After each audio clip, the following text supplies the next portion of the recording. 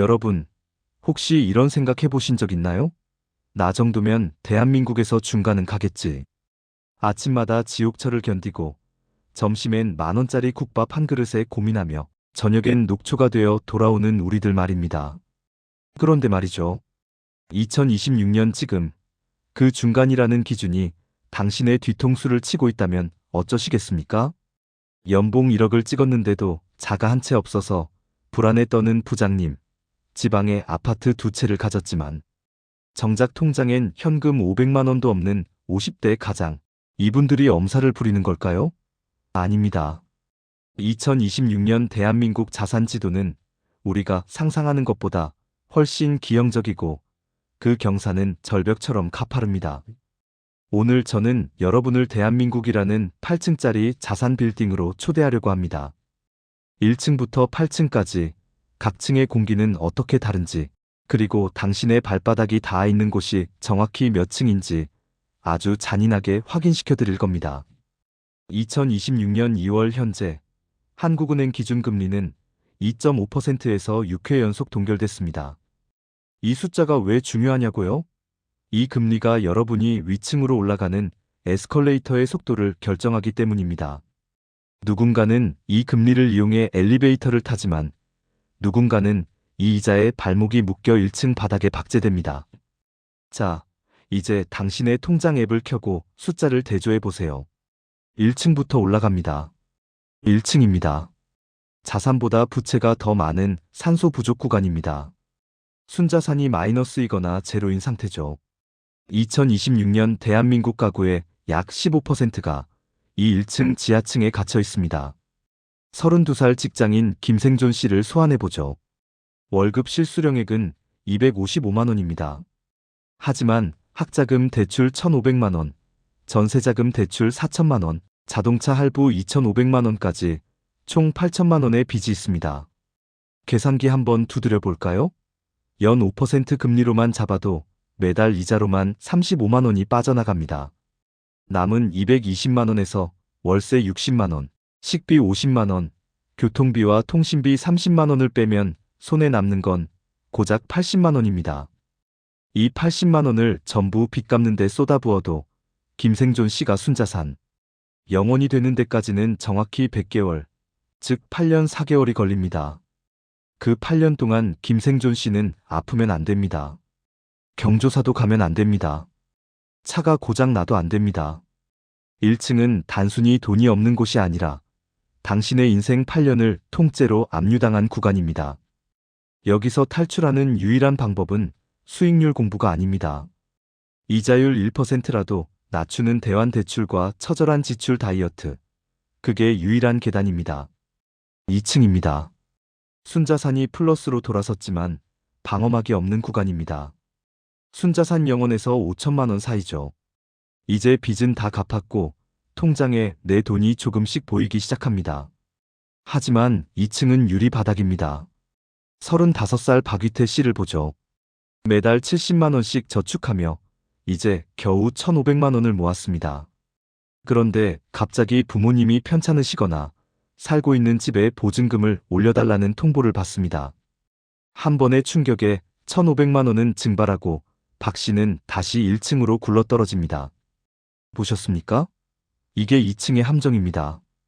플러스이긴 한데 예비군이 없습니다. 2층에서 3층으로 올라가는 유일한 티켓은 종목 분석이 아니라 3개월치 고정비를 현금으로 쌓아두는 것입니다.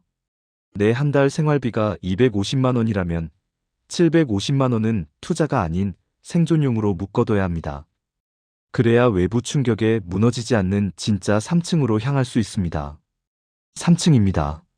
순자산 5천만 원에서 1억 5천만 원 사이입니다. 여기서부터 비로소 인생의 결정권이라는 게 생깁니다. 3층에 올라온 분들은 비상금 1,000만 원 이상이 확보되어 있고 소액이지만 주식이나 채권 투자를 시작한 상태입니다. 3층의 공기는 1층과 확연히 다릅니다. 직장에서 부당한 대우를 받아도 이거 아니면 죽는다는 공포가 사라집니다. 이직 기회가 왔을 때 쫓기듯 결정하지 않고 조건을 따져볼 여유가 생기죠. 하지만 3층에는 아주 달콤한 독약이 기다리고 있습니다. 바로 보여주기식 소비입니다. 통장에 억 단위 숫자가 보이기 시작하니 남들 타는 외제차나 명품이 눈에 들어오기 시작하죠. 3층에서 4층으로 올라가지 못하고 평생 3층 거실에서 머무는 사람들의 90%는 이 소비에 덫에 걸린 분들입니다. 여기서 기억해야 할 팩트 하나. 1층부터 3층까지는 절대로 수익률 게임이 아닙니다. 얼마나 버느냐보다 얼마나 덜 빠져나가게 구조를 만드느냐. 그게 전부인 세계입니다. 자, 이제 3층의 안락함을 뒤로하고 전혀 다른 규칙이 지배하는 4층의 문을 열 준비가 되셨나요? 4층부터는 여러분이 지금까지 배운 절약만으로는 절대 뚫을 수 없는 벽이 나타납니다. 바로 레버리지와 변동성이라는 무기가 등장하기 때문이죠. 4층입니다. 순자산 1억 5천만 원에서 4억 원 사이, 레버리지의 시험대입니다. 축하드립니다. 드디어 종잣돈이라는 무기가 생겼습니다. 그런데 4층에 발을 들이면 갑자기 주변에서 이런 소리가 들릴 겁니다. 야, 아직도 적금하니? 대출 끼고 집 사야지, 레버리지 몰라? 4층은 인생에서 처음으로 내 돈보다 남의 돈을 더 크게 굴려보는 구간입니다. 시뮬레이션 하나 돌려볼까요? 41살 박래버 씨와 이적금 씨입니다. 둘 다 순자산 2억 원으로 시작했습니다. 이적금 씨는 매달 200만 원씩 꼬박꼬박 예금에 넣습니다. 5년 뒤 이자 합쳐서 약 3억 3천만 원이 됐죠. 성실함의 승리 같나요? 반면 박래버 씨는 2억 원을 종잣돈 삼아 6억 원짜리 수도권 아파트를 샀습니다. 대출 4억 원을 꼈죠. 2026년 현재 금리 4%대 중반, 매달 이자만 150만 원이 나갑니다. 주변에선 카푸어보다 무서운 하우스푸어라고 손가락질했습니다. 그런데 5년 뒤 그 아파트가 9억 원이 됐습니다. 박래버 씨의 순자산은 얼마일까요? 9억에서 대출 4억을 뺀 5억 원입니다. 이적금 씨보다 무려 1억 7천만 원을 앞서갔습니다. 보셨습니까? 이게 4층의 규칙입니다. 레버리지는 엘리베이터가 아니라 가속 페달입니다. 잘 밟으면 순식간에 6층으로 점프하지만 삐끗해서 벽에 박으면 1층 지하까지 뚫고 내려갑니다. 2026년의 고금리 환경에서 이 이자 비용이라는 연료를 감당할 체력이 있느냐 없느냐, 그게 4층 탈출의 유일한 열쇠입니다. 5층입니다. 순자산 4억 원에서 8억 원 사이, 평균의 함정에 갇힌 구간입니다. 대한민국에서 가장 할 말이 많은 층입니다. 수도권에 번듯한 내 집 한 채 있고 대출도 어느 정도 갚아나가는 분들이죠. 남들이 보기엔 성공한 중산층입니다. 그런데 정작 본인들은 죽을 맛이라고 합니다. 왜일까요? 자산의 80% 이상이 콘크리트, 즉 부동산에 묶여있기 때문입니다.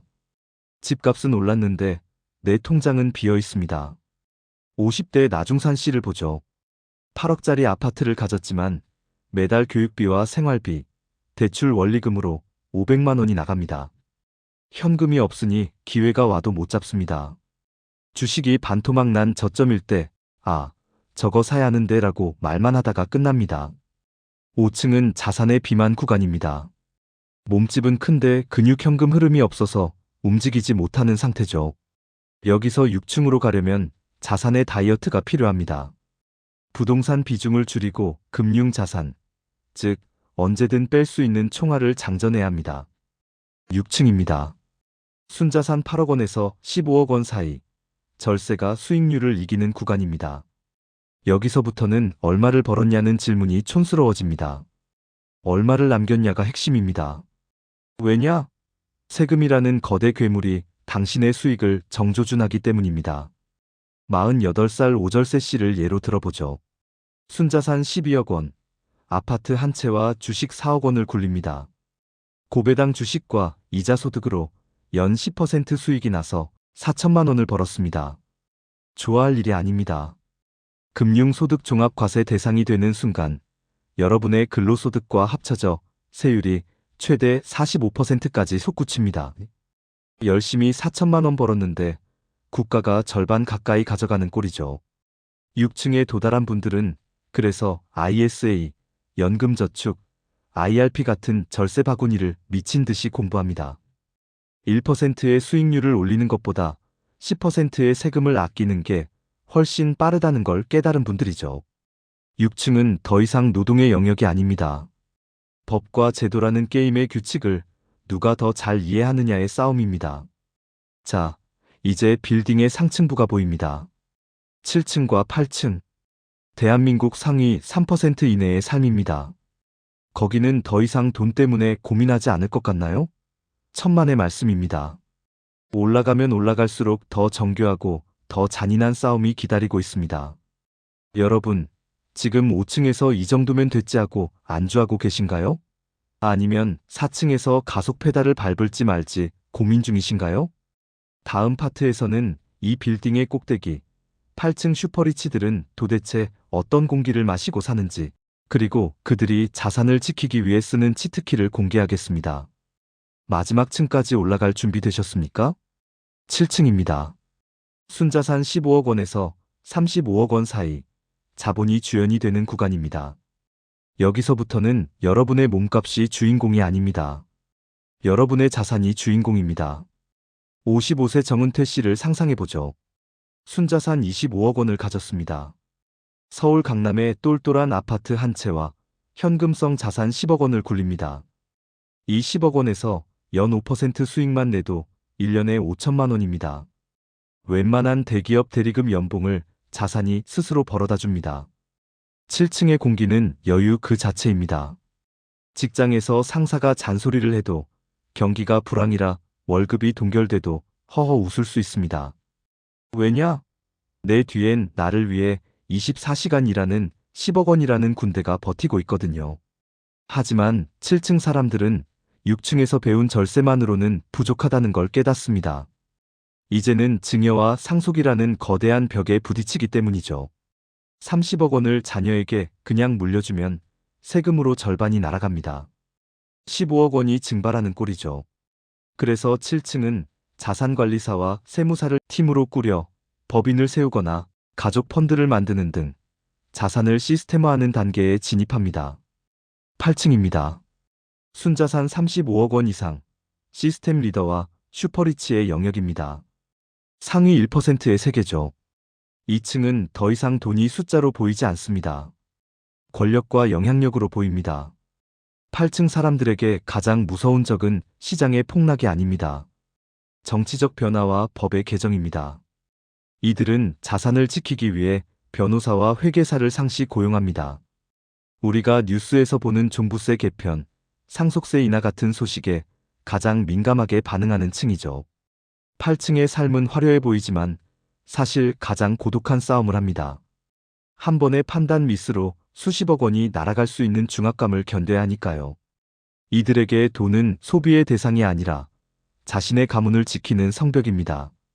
자, 지도는 다 펼쳐졌습니다. 그런데 여기서 가장 무서운 진실 하나를 말씀드릴까요? 지금 여러분이 서 있는 층수가 1년 뒤에도 똑같을까요? 아니요. 2027년 3월 1일이 되면 이 빌딩의 거주자들은 완전히 뒤섞여 있을 겁니다. 똑같이 이 영상을 보고 똑같은 출발선에 서 있었어도 말이죠. 여기 두 사람이 있습니다. 윤행동 씨와 정관망 씨입니다. 둘 다 순자산 3천만 원, 2층에서 시작했습니다. 윤행동 씨는 오늘 영상을 끄자마자 통장 앱을 열어 지출 내역을 확인했습니다. 그리고 매달 70만 원씩 비상금을 모으는 자동 이체 버튼을 지금 당장 눌렀습니다. 1년 뒤 윤행동 씨는 비상금 840만 원을 확보하고 3층으로 가는 계단에 발을 올렸습니다. 이제는 소액으로 ETF 투자를 시작하며 4층을 꿈꿉니다. 정관망 씨는 어땠을까요? 영상은 참 흥미로웠습니다. 좋은 내용이네 하고는 유튜브 쇼츠를 더 보다가 잠들었습니다. 다음 달부터 아껴야지 했지만 갑자기 친구 결혼식이 생기고 휴가철이 오자 돈은 모이지 않았습니다. 1년 뒤 정관망 씨는 여전히 2층, 아니 물가 상승률을 생각하면 오히려 1층으로 밀려나기 직전의 위태로운 상태입니다. 윤행동 씨와 정관망 씨의 차이가 무엇일까요? 지능? 연봉? 아닙니다. 지금 당장 버튼을 눌렀느냐의 차이입니다. 여러분, 2026년 대한민국 자산 빌딩은 냉혹합니다. 가만히 서 있는 에스컬레이터는 없습니다. 모두 아래로 내려가고 있죠. 여러분이 제자리에 있으려면 걷기라도 해야 하고 위층으로 올라가려면 뛰어야 합니다. 오늘 여러분은 지도를 받았습니다. 각 층의 비밀도 알았습니다. 이제 남은 건 버튼을 누르는 것뿐입니다. 지금 당장 여러분의 자산 규모를 계산해 보십시오. 그리고 다음 층으로 가기 위해 오늘 딱 하나만 실행하십시오. 내년 이맘때 여러분이 그때 그 영상 보고 내 인생의 층수가 바뀌었어라고 댓글을 남겨주시길 진심으로 바랍니다. 저는 여러분이 상위층으로 올라가는 그날까지 가장 정확한 나침반이 되어드리겠습니다. 오늘 영상이 유익하셨다면 구독과 좋아요로 이 빌딩의 입장료를 대신해주세요. 여러분의 순자산 앞자리가 바뀌는 그날까지 함께하겠습니다.